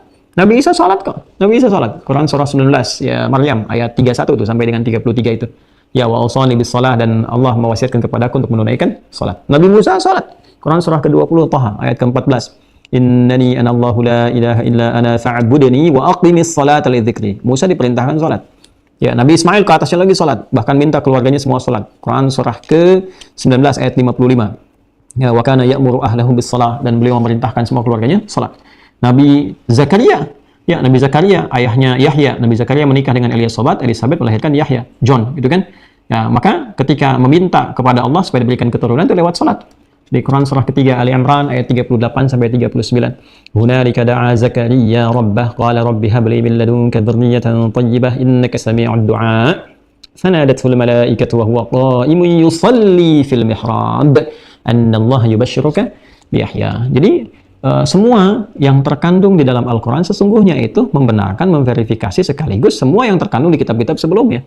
Jadi kalau tadi ada yang mengklaim, saya Yahudi, saya Bani Israel, dibalik, benar nggak Bani Israel? Ya, Israel itu siapa? Nanti diurut, benar nggak? Diurut, kan Anda katanya ahli sejarah, sering menemukan manuskrip-manuskrip, coba dicek, coba jujur, dilihat ke atas, ibadahnya bagaimana, sosialnya bagaimana, akhlaknya bagaimana. Nah, kalau sudah tahu, ditemukan, verifikasinya di Quran nih. Ternyata ketika ditemukan di Quran, benar dengan kitab sebelumnya. Wah, nggak mungkin Al-Quran kan datang belakangan. Masa memverifikasi yang sebelum-sebelumnya? Ya udah, kalau gitu cek dulu Qurannya. Sampai engkau yakin ini firman Tuhan. Terus kenapa jadi verifikator? Coba dicek, mungkin ada yang salah ya yang sampai kepada Anda sekarang. Yang sampai sekarang itu catatannya atau firman Tuhannya. Kalau catatan namanya orang nyatet ya, ya kan motifnya banyak. Apakah nyatet untuk benar-benar menyalin firman Tuhannya, atau memberikan komentar, atau ada motif lain di balik catatan itu yang mungkin berbeda. Urut. Buktikan dengan sejarah, buktikan perjalanan, cari profilnya siapa dia sampai ke atas. Itu objektif sekali, luar biasa. Ya, sampai nanti menemukan kebenarannya. Lalu setelah itu yang menarik begini, wa fit Taurati wasfun lin Nabi sallallahu alaihi wasallam. Dan di dalam Taurat juga terdapat keterangan, penjelasan tentang Nabi Muhammad sallallahu alaihi wasallam. Ya, fala takunu ya ahlal kitabi awwalan nasi fil kufri bihi, maka jangan kalian menjadi orang pertama yang mengingkarinya. Ini menarik sekali, teman-teman. Saya kalau urutkan genealogi itu dengan izin Allah Subhanahu wa taala, dari referensi-referensi yang kita baca ya, kita kumpulkan, itu bisa ngurut tuh dari awal muncul sampai terus di era Nabi sampai sifat-sifat sekarang tuh yang terjadi di Palestina. Itu menarik sekali. Menarik sekali. Ini kumpul semua. Ya, paling gampang gini teman-teman sekalian. Paling gampang. Ini yang terkorelasi dengan ayat saja ya, supaya irisannya nggak terlampau jauh. Kan di sini ayatnya wa aminu bima anzaltu musaddiqan lima ma'akum wa la takunu awwala kafirin bih wa la tashtaru bi ayati thamanan qalilan wa iyaya fattaqun. Jadi orang-orang Yahudi yang ada di Madinah, ya di Al-Madinah Al-Munawwarah, sesungguhnya itu orang-orang yang mereka itu berlari dari kejaran-kejaran Romawi yang pernah dulu saya sampaikan, sampai kemudian ngungsi. Dan saat ngungsi berlari ini, menghindari kejaran-kejaran orang Romawi itu, mereka kemudian ingat pesan-pesan rahibnya, dan sebagian rahib itu ikut. Ya, mereka jujur di sini bahwa mereka menemukan ramalan di kitab-kitab sebelumnya, bahkan di kitab mereka sendiri, berisi sebuah berita akan ada nabi hebat, nabi penutup, nabi terakhir, yang akan membawa semua manusia dalam ketenangan, kedamaian, ketentraman, kemajuan, keunggulan, kesuksesan, kebahagiaan. Nabi itu akan hijrah ke satu tempat, disifati tempatnya, dicari, ditemukan, itulah Madinah.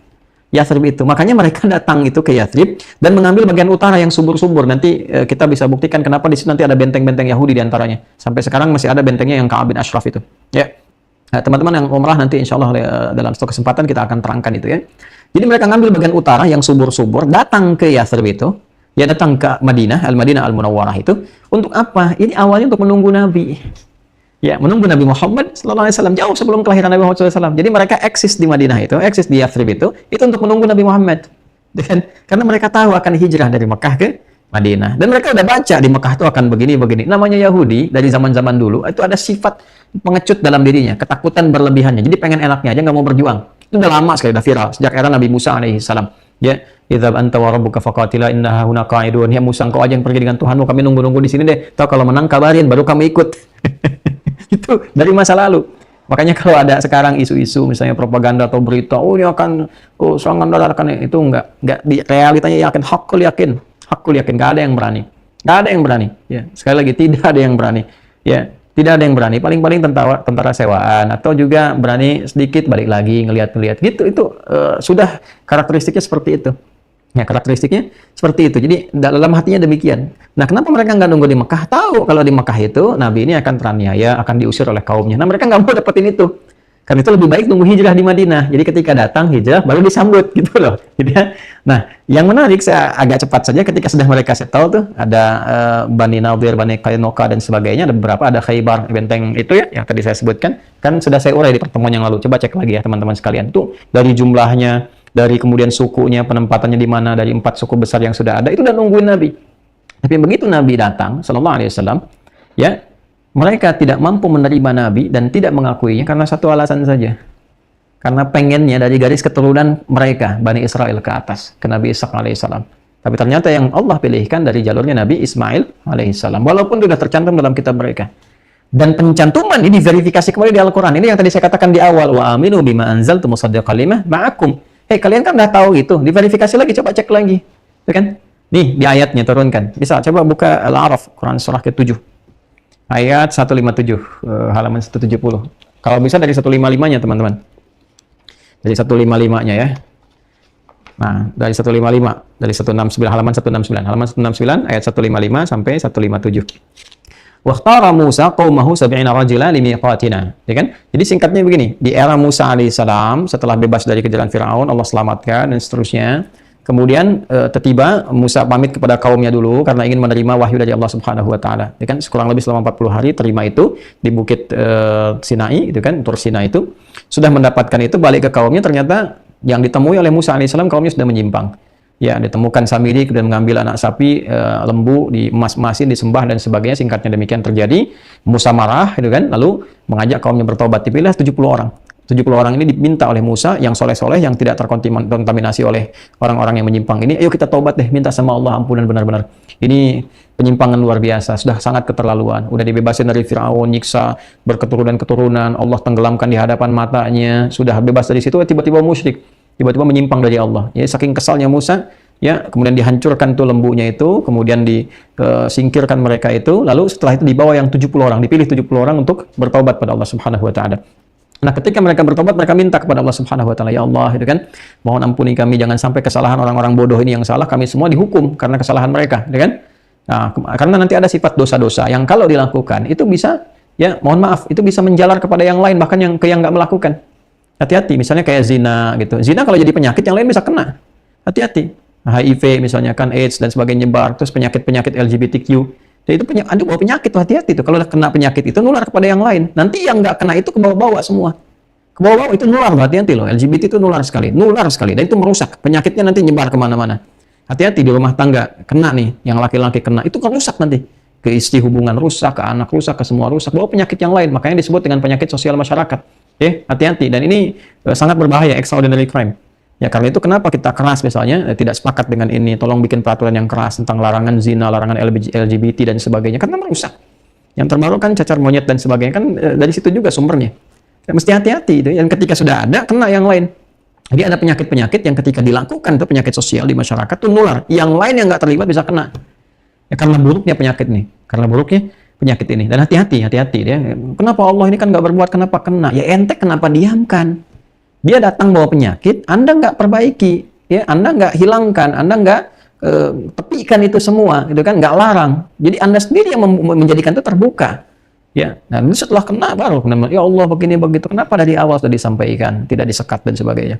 Ya, ini sangat berbahaya, hati-hati ya. Hati-hati teman-teman sekalian, karena di berbagai tempat di luar itu sudah bukan cuma disponsori, dipromosikan.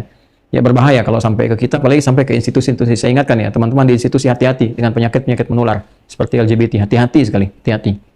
Ya, balik ke sini teman-teman sekalian. Maka mereka berdoa pada Allah Subhanahu wa taala, ya Allah, gitu kan, mohon ampuni kami, jangan sampai perilaku mereka yang menyimpang mengena kepada kami semuanya dan sebagainya, gitu kan. Sampai Musa pun memohon kepada Allah, ya Allah, mesti apakah dengan perilaku mereka ini aku mesti dihukum, hamba aku semua dihukum, termasuk aku di dalamnya, ya Allah. Nah, dan seterusnya. Maka diberikan tanda dengan terjadinya gempa, lalu turunlah jawaban dari Allah Subhanahu wa taala. Kan ketika mereka meminta waktu lana fi hadhihi dunya hasanah wa fil akhirati inna hudna ilaik. Nah, ini disebut dari sini jadi Yahudi. Ya, dari ayat 156-nya itu, inna hudna ilaika, ya Allah kami bertobat. Jadi Yahudi itu asalnya orang yang bertobat karena pernah mengaku salah. Kami salah, kami kembali kepadamu ya Allah, kembali pada petunjuk. Hudna itu kembali kepada hudan. Kami akan kembali kepada hudan, petunjuk kamu ya Allah. Kami akan ikuti semuanya. Itu asalnya dari kata hudna, inna hudna ilaika. Kata kerjanya hadu. Ya, kemudian dikatakan menjadi bentuk pengakuan jadi hudna. Sifat yang membawa itu dikenal dengan Yahud. Jadi kalau disebut Yahudi artinya aku adalah orang yang tobat. Jadinya kan nisbat kepada orang yang tobat ingin jadi benar lagi. Jadi kalau menyebut dirinya Yahudi tapi nggak benar, nah ini bukan Yahudi sebetulnya. Ya itu ya, kayaknya. Atau menyebut Israel tapi nggak benar, ya tindakannya brutal, ya genocide dan sebagainya macam-macam. Ini menunjukkan ada yang nggak benar, ada yang salah gitu ya, perilakunya sangat menyimpang. Nah, kemudian Allah sampaikan jawab, qala adzabi usibu bihi man asya. Ya, ini kalau ada yang salah itu yang aku hukum. Allah adil gitu kan. Wa rahmati wasi'at kulli syai, sedangkan rahmatku, kasih sayangku diberikan kepada yang aku kehendaki, yaitu yang taubat, yang baik-baik dan sebagainya. Nah, yang paling menarik apa kaitan dengan Nabi Muhammad sallallahu alaihi wasallam setelah Allah terangkan kan? Kemudian fa'aktubuhal ladzina yattaquna wa yu'tuna az-zakata wal ladzina hum bi ayatina yu'minun, ayat 156-nya ya. Rahmatku akan diberikan pada orang-orang baik yang kembali pada kebaikan. Kan kalau kalian memang benar baik silahkan tunaikan sholat. Maka tadi saya katakan ya orang dulu pun sholat. menunaikan zakat. Kemudian terhadap ayat-ayatku kalian beriman, yakin ikuti. Apa di antara ayat-ayat Allah, tanda-tanda yang Allah berikan pada mereka itu? Ayat 157-nya. Alladzina yattabi'una rasulan nabiyyal ummiyya alladzi yajidunahu maktuban 'indahum fit Taurati wal Injil. Ya, salah satu cara untuk mengikuti itu kan tanya, ya Allah, bagaimana cara kami mengikuti apa yang kau sampaikan ini? Kami pengen sholat, kami pengen berzakat, kami pengen yakin dengan apa yang kemudian kau turunkan sebagai bimbingan. Maka Allah sampaikan sejak zaman Musa alaihissalam pada umat-umat awal Yahudi itu disampaikan. Ya, kamu dan semua generasimu ikuti ayatku, petunjukku sampai tiba nabi terakhir. Ya, siapa nabi terakhir itu? Alladzina yattabi'una rasulan nabiyyal ummiyya alladzi yajidunahu maktuban 'indahum fit Taurati wal Injil. Di kitab kamu dituliskan tuh akan datang nabi terakhir. Jadi kalau kalian berkehidupan ganti generasi ya sampai tibanya nabi terakhir. Ikuti ini petunjuk Musa terus sampai ke Isa nanti, ya kan? Sampai tiba nabi terakhir. Nah, itu puncaknya nanti penyempurnaan di nabi terakhir. Itulah Nabi Muhammad sallallahu alaihi wasallam. Diberikan tanda di kitab mereka. Nabinya ummi, lahirnya di Mekah, ya, nanti ada tanda-tanda dari rasi bintangnya, di bagian punggungnya ada cap kenabian dan sebagainya. Tahu mereka semua, sudah tahu itu semua. Jadi sesungguhnya tentang Nabi Muhammad sallallahu alaihi wasallam sudah terinformasikan, terkonfirmasi dan diketahui oleh mereka. Ya, diketahui. Nah, karena itulah kemudian ketika terjadi perubahan-perubahan informasi dari aspek itu tauhid, ketuhanan, ya kan? Aspek kerasulan, aspek ibadah dan sebagainya. Ini ada yang menyimpang nih. Nah, maka dicari faktornya apa penyimpangan itu. Nah, apa parameternya? Al-Qur'an. Ini Al-Qur'an. Makanya Qur'annya diuji dulu. Setelah yakin kebenarannya, jadikan parameter. Setelah tahu parameter ini berarti selidiki penyimpangannya di mana nih. Ya, cek kitab aslinya, akses dulu. Ada nggak kitab aslinya? Temukan kitab aslinya. Injil aslinya mana? Taurat mana? Supaya tahu benar nggak seperti itu. Oh, nggak ditemukan. Kalau nggak ditemukan, yang ada sekarang apa? Catatan. Gimana memverifikasi catatan ini? Karena bukan kitab aslinya. Ya, kita kan orang Islam kalau mau verifikasi benar tafsir atau enggak, kan kita lihat Qur'annya. Ayatnya ada nggak begini? Jangan-jangan tafsir ayatnya nggak ada, kan? Nanti antara penafsir, komentator, misalnya penjelas dari Al-Quran ini, penafsir ini dikomparasikan dengan penafsir-penafsir yang lain. Yang semua penafsir ini punya pakemnya tersambung ke Nabi. Nabi ngajarinnya gimana? Jadi di Islam tuh Nabinya ada, Qur'annya ada. Ini kalau kita mau bahas, ada. Ya, sebagai dasar untuk acuannya. Lalu kemudian nabinya ada, hidupnya ada, dijelaskan lahirnya di mana. Tempat lahirnya sampai sekarang masih ada.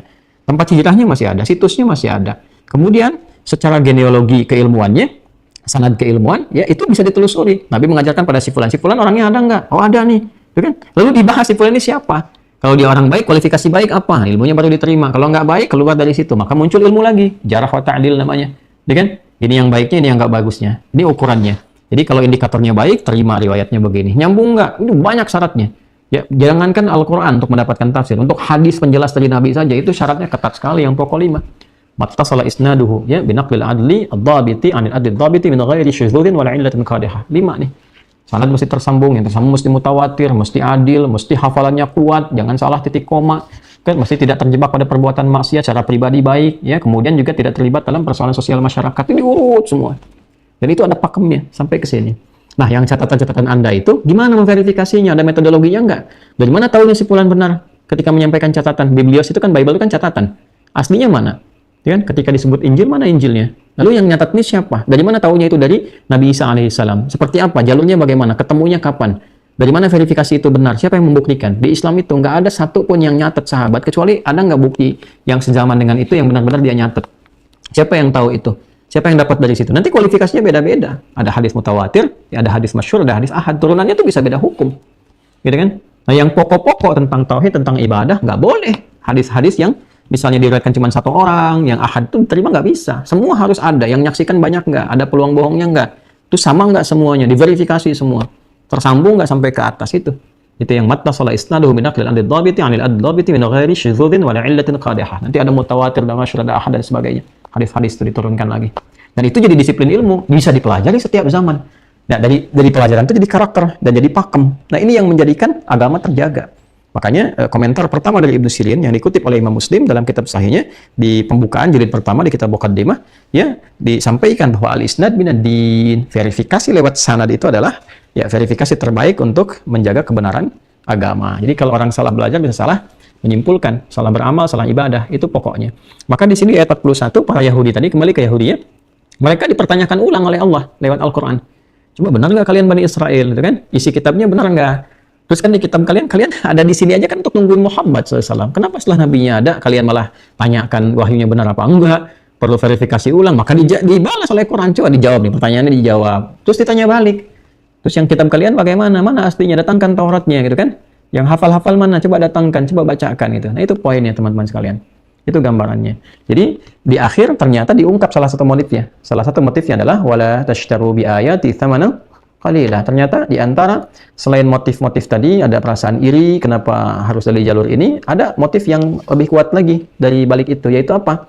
Ya motif duniawi. Wala tashtaru bi ayati tsamanan qalila. Jadi ada setelah diketahui bahwa oh kok Nabi Muhammad ya yang diangkat jadi rasul bukan dari jalurnya genetiknya Nabi Ishak, tapi genetiknya Nabi Ismail. Maka ada sebagian-sebagian mereka yang tidak menerima itu lalu mencoba untuk menggeser, mereduksi, mengurangi nilai-nilai yang ada, menyimpangkan lalu menulis versi-versi catatan-catatan yang baru dengan harapan apa? Bukan hanya menyimpangkan, dengan harapan di situ terjadi transaksi materi. Ya, untuk mendapatkan keuntungan-keuntungan yang sesaat. Kata Al-Quran disifati yang tidak bernilai. Sama dengan kalilah, kok tega menukar ayat-ayat Tuhan dengan keuntungan dunia yang sebetulnya kalian nggak untung juga. Nah, jadi di sini ada kesan yang dibangun, yang disampaikan bahwa ada perilaku rahib-rahib di masa lalu, dan itu kalau nggak diungkap namanya, berpotensi itu akan berulang di setiap generasi. Jadi ada yang mengandalkan catatan-catatan, bukan pada kitab aslinya, tapi catatan-catatan itu dipertahankan, motifnya menjadi bagian pemuka di situ untuk mendapatkan materi-materi duniawi. Ya, karena itu sektenya akan ditemukan banyak karena setiap orang punya versinya masing-masing. Nanti punya tempatnya ya mungkin nyampaikan khutbah atau ceramah dan sebagainya. Setelah itu transfer. Ya, potong dari sini sekian persen misal itu diungkap. Ya, diungkap dalam Al-Qur'an. Karena itu disampaikan betul ketika Nabi SAW itu diangkat menjadi rasul, mulai berdakwah, ya, kan ada pembekalan pribadi 3 tahun tadi, kurang lebih 3 tahun 6 bulan. Tapi ketika itu disampaikan ke masyarakat, ayat pertama yang muncul itu adalah sifat-sifat dai. Quran surah 74 itu. Ya ayyuhal muddatsir, qum fa'anzir wa rabbaka fakabbir wa thiyabaka fatahhir wa rujza fahjur. Sampai ke ayat wala tamnun tastakthir. Hei orang yang telah berselimut pengetahuan, sudah mulai cukup bekalnya. Jadi kalau mau ngajak itu belajar dulu. Jangan baru tahu satu ayat kemudian jadi mufti. Yang paling menarik baru hijrah, baru belajar, belum banyak belajar ataupun terjemahan dengar-dengar orang. Terus ustadz yang sudah matang, sudah belajar lama, tiba-tiba jadi bid'ah, jadi salah gitu kan. Ya jadilah kemudian perdebatan, jadi saling perselisihan, itu nggak elok. Belajar dulu yang baik, yang komprehensif, lalu setelah itu pelajari baik-baik, kalau mau dakwah, kuasai materi yang didakwahi itu. Ya, kemudian wathiyabaka fatahhir, bersihkan niatnya. Ya, penampilan luar bersihkan, dalam bersihkan, niatnya lillahi ta'ala, warujza fahjur, hindari kata-kata yang nggak bagus, yang suka menjelek-jelekan, suka menggunjing, atau suka merendahkan, itu larangan dari Quran, sikap-sikap awal da'i. Sampai ke ujungnya, wala tamnun tastakthir.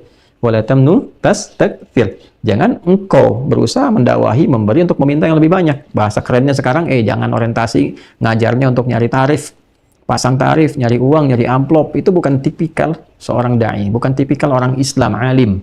Ya, orang Islam yang berilmu. Orang Islam berilmu kalau memang mau ngajar jadi ulama, ulama itu proyek akhirat, bukan proyek dunia. Jadi kalau mau jadi ulama, orientasinya akhirat, bukan dunia. Ini salah kalau mau jadi ulama, jadi dunia itu salah. Salah. Ulama itu proyek akhirat, bukan proyek dunia. Ya, jadi ada fikihnya sendiri. Kalau mau nyari dunia, sekaligus jadi bekal akhirat, jadi pebisnis, pedagang, silahkan lewat kedudukan, gitu kan? Silahkan ilmunya dipakai untuk niaga, untuk cari kedudukan, kerja, saat yang bersamaan tetap sholat, tetap zakat. Tapi kalau pengen jadi ulama, pengen ngajar, pengen ngasih fatwa, itu proyek akhirat, bukan dunia. Jadi orientasinya jangan ditarik ke dunia. Walaupun proyek akhirat, tetap Allah akan jaga, rizkinya Allah datangkan dari sisi yang tidak diduga. Tapi itu ada fikihnya. Kalau nggak paham fikihnya, nanti nggak punya keyakinan. Ujung-ujungnya apa? Ujung-ujungnya akan muncullah sifat-sifat seperti rohaniawan di masa lalu. Yang orientasi dia belajar juga tuh, belajar, tapi akhirnya apa? Untuk membentuk sekte-sekte, bentuk pengajian-pengajiannya hanya untuk menyampaikan khutbah atau semacamnya, untuk mendapatkan dunia. Habis itu transfer, habis itu koleksi uang, koleksi ini, rumahnya mewah, segala rupa. Jadi ditariknya ke dunia. Ada nggak itu ayatnya di Quran pengingatnya? Ada, pengingat untuk orang Islam. Fawailul lil ladzina yaktubuna al-kitaba bi aydihim thumma yaquluna hadza min 'indillahi liyashtaru bihi thamanan qalila. Nanti ada di ayat 89. Surah Al-Baqarah. Kita kan baru 41 kan? Coba paling kiri sebelah atas tuh. Nah, teman-teman sekalian, sudah ditemukan ayat ke-89. Ya. Sudah ya? Nah, jadi ketika teman-teman dapatkan itu, walamma ja'ahum kitabun min 'indillahi musaddiqun lima ma'ahum wa kanu min qabli yastaftihuna 'alal ladzina kafaru falamma ja'ahum ma 'arafu kafaru bih fala'natullahi 'alal kafirin. Ya kan? Nah, jadi saya mau sampaikan di satu titik dulu. Ayat ini memverifikasi tentang tadi harapan-harapan orang Yahudi. Jadi begitu mereka menginginkan menunggu-nunggu seorang nabi rasul di Madinah, ketika turun dapat ya ternyata tidak seperti yang mereka harapkan. Maka apa yang terjadi kemudian? Mereka kemudian menolak, ya, falamma ja'ahum, kemudian kafaru ma'arufu kafaru bi, setelah mereka mengetahui yang datang itu sesuai dengan sifat-sifat yang dituliskan di kitab mereka, kafaru bi, mereka ingkar. Fala'natullahi 'alal kafirin, maka Allah memberikan laknat, hukuman pada orang-orang yang mengingkari itu. Katanya mereka menunggu, katanya mereka sudah mendapatkan itu semua, ya kan? Tapi ketika sudah Allah berikan, ternyata mereka tolak. Maka apa yang terjadi dalam penolakan itu? Flashback ke belakang. Ya, flashback ke ayat yang ke-79. Ya, ayat ke-79. Fawailul lil ladzina yaktubuna al-kitaba bi aydihim thumma yaquluna hadza min 'indillahi liyashtaru bihi thamanan qalila fawailul lahum mimma katabat aydihim wa wailul lahum mimma yaksibun. Jadi ada di antara mereka yang kreatif, yaksibun kasab. Kasab itu mencari penghasilan, mencari duniawi. Sifat dunia dengan cara apa? Memanfaatkan catatan-catatan itu, ya, kemudian membangun penguatan-penguatan, belajar retorika dan sebagainya, hanya untuk mengumpulkan massa, setelah itu memperkaya diri sendiri. Nah, orang Islam nggak boleh begitu. Ustaz-ustaz tuh hati-hati tuh, ya. Boleh nih kata-kata saya diviralkan juga boleh, ya. Hati-hati para ustadz-ustadz, para dai-dai, mubalik-mubalik, hati-hati, bertakwalah kepada Allah, bertakwa kepada Allah. Kalau berdakwah yang ikhlas, kalau bertabligh ke masyarakat, apalagi di pedesaan, ya Allah, jangan sulitkan mereka. Hati-hati, mereka tuh ngundang antum-antum, apalagi yang dai-dai nasional tuh kadang-kadang ada yang jual ini, jual itu, dari daerah iuran-iuran. Hidup mereka itu kadang-kadang Allahu Akbar. Jadi kan sebulan cuma dapat 100.000, ada yang petani garam, ada yang kebun, cuma untuk lihat antum aja. Kadang-kadang mereka iuran demi antum datang itu. Ya, takwalah kepada Allah tuh. Jangan cari-cari tarif. Jangan beda-bedakan tuh amplop ini, amplop itu. Bertakwalah kepada Allah. Ya, dan doakan saya juga ya, teman-teman, doakan saya. Jadi kalau ada belum kesempatan datang, bukan karena nggak bisa ini itu, bukan. Antum bisa bayangkan ya, kita nyusun jadwal tuh dari Oktober untuk setahun. Tapi jadwal yang masuk 1000 lebih, nyusunnya bagaimana gitu, ya. Maka kita petakan tuh, ada yang kajian-kajian rutin. Seperti Sabtu nanti misalnya di Tanah Kusir rutin tuh ada. Ya, jadi ada yang sifatnya di dalam, ada yang luar Jawa kita bagi, ada yang di luar negeri. Sebulan dibagi begitu. Tapi ya kebagiannya satu-satu gitu kan. Nah, agak sulit kalau mendadak-mendadak. Dan itu kita bagi lagi dengan keluarga. Kadang-kadang 24 jam, tidur misalnya 2-3 jam. Taruhlah 4 jam, saya 20 jam kan. Jadi 20 jam tuh kadang-kadang 18 jam buat dakwah, buat kantum, 2 jam buat keluarga gitu kan. Nah, kadang-kadang sudah buat keluarga pun ya ada yang datang juga jamaah minta ini minta itu, ya bertakwalah pada Allah Subhanahu wa taala. Itu juga koreksi buat kami, masukan, tolong didoakan ya supaya Allah ikhlaskan benar-benar. Jadi kita juga membentengi diri. Ini apa yang antum lihat sekarang ini wakaf ini, teman-teman. Wakaf, alhamdulillah, gedung Kuantum Akhir nanti kami sampaikan. Gedung Kuantum Akhir di Bekasi sekarang sudah wakaf. Ya, kami minta pada sahabat kami, ketua kepala BPN itu supaya diproses sertifikat. Jadi alhamdulillah sudah jadi sertifikat wakaf. Jadi gedung kiainya wakaf, kemudian ini studio alat-alat semua nih, alat rekam, kemudian di situ ada TV macam-macam, itu wakaf semua. Alhamdulillah. Jadi kita bentengi dengan itu. Ya, kalau antum temukan beberapa aset di kiai sudah kita siapkan wakaf-wakaf itu semua. Saya cuma pakai sementara lah yang saya pakai saja. Ya, mungkin pakaian, ya beberapa mungkin saya pakai, kitab-kitab, selebihnya wakaf. Dan setelah dipakai pun selesai kan, nanti bagi lagi gitu. Saya bentengi dengan seperti itu supaya nggak ada orientasi-orientasi berlebihan pada dunia. Ya. Nah, sama pesantren juga sama. Tadi pas jeda ke Isya itu ada iklan tentang pesantren, itu wakaf semua dari tanahnya, bahkan tanahnya, kemudian juga bangunannya semua. Bahkan saya pun mewanti-wanti teman-teman yang bangun tuh, ya, bahwa ini adalah yang Anda bangun semuanya wakaf. Jadi jangan sampai ada penyimpangan-penyimpangan 1 rupiah pun di dalamnya, karena wakaf semua lillah. Ya, bahkan kami pun tidak memiliki satu bagian. Saya membeli sedikit area tanah itu untuk kuburan dan pendampingan pada anak-anak yang belajar nanti. Jadi kuburan pun saya beli ya dari harta yang saya dapatkan supaya tidak mengambil bagian wakaf. Itu kita berusaha, teman-teman. Kita berusaha sebaik-baiknya. Nah, maksudnya apa? Supaya Allah ridha, karena ini kan proyek akhirat. Tapi tadi saya katakan alhamdulillah, walaupun kita ngejar proyek akhirat, ya Allah jaga dunianya. Ya, alhamdulillah nggak pernah minta-minta sama orang. Alhamdulillah Allah cukupkan, makanan mau makan ada, gitu kan? Buah-buahan habis datang, yang lain alhamdulillah. Ya, alhamdulillah. Tidur bisa di mana saja. Jangan kira antum saya lihat saya tidur bisa di kasur macam-macam. Tidak, kadang di karpet yang diinjak orang-orang. Ya, kadang di kursi, kadang di setiap tempat yang bisa kita pijak. Karena bukan dunia capaian kita. Sekali-kali latihan tidur di lantai, karena suatu saat kita akan di bawah lantai, itu kan. Ya, itulah teman-teman sekalian, dan belum tentu jadi baik apa, banyak salah, masih banyak salah. Dilihat banyak salah. Karena itu belajar pada kiai-kiai yang lain, ya. Belajar pada habaib, ustaz-ustaz yang ikhlas, dapatkan ilmu dari mereka. Kita nggak tahu di titik mana Allah berikan hidayah pada kita semua. Pada akhirnya wa iyaya fattaqun, kita mesti sadar, kata Allah yang disampaikan pada orang Yahudi di masa itu, kalian sadar. Ya, mesti takut, mesti cari bekal, mesti takwa. Karena kepadaku kalian semua akan kembali, kata Allah. Kepadaku kalian bertakwa. Makanya ayat itu kemudian diformulasikan dengan singkat, sering diulang oleh Nabi, terutama di waktu Jumat, esok setiap pekan Jumat.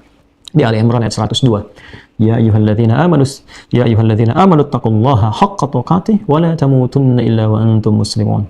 Hai semua orang yang telah menyatakan beriman, tingkatkan takwamu kepada Allah dengan cara yang benar, jaga diri, ya, beribadah dengan baik, isi aktivitas hidup dengan benar sebagai ibadah pada Allah, jaga itu sampai wafat. Jangan sampai wafat kecuali dalam keadaan kenal Allah dan tunduk patuh kepada Allah. Kenal, tunduk, patuh, taat, namanya muslim.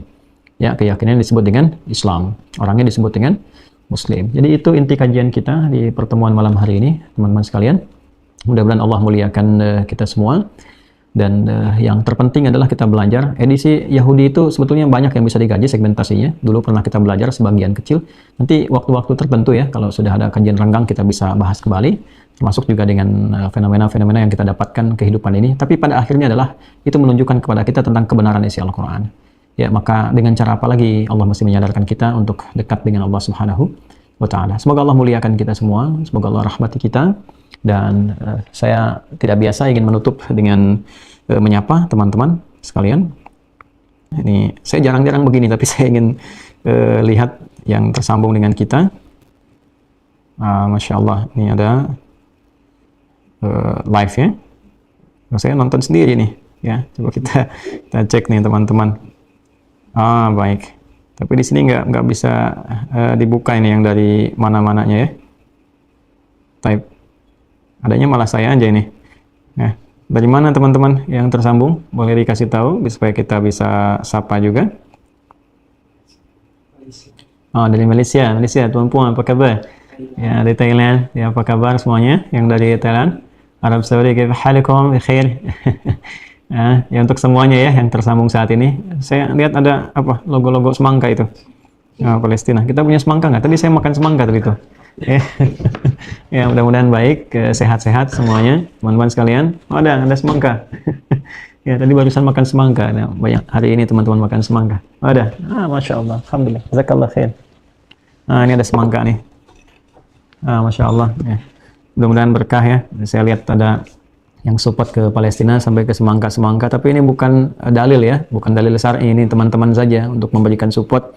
Kita selalu bersama Palestina sampai dengan kemerdekaannya, dan juga bukan hanya Palestina, untuk semua negeri dimanapun berada, yang tentunya kita berharap semua mendapatkan kemerdekaan, ketenangan, kedamaian, kebaikan si Allah Subhanahu wa Ta'ala. Berkah tukang semangka untuk kita semuanya.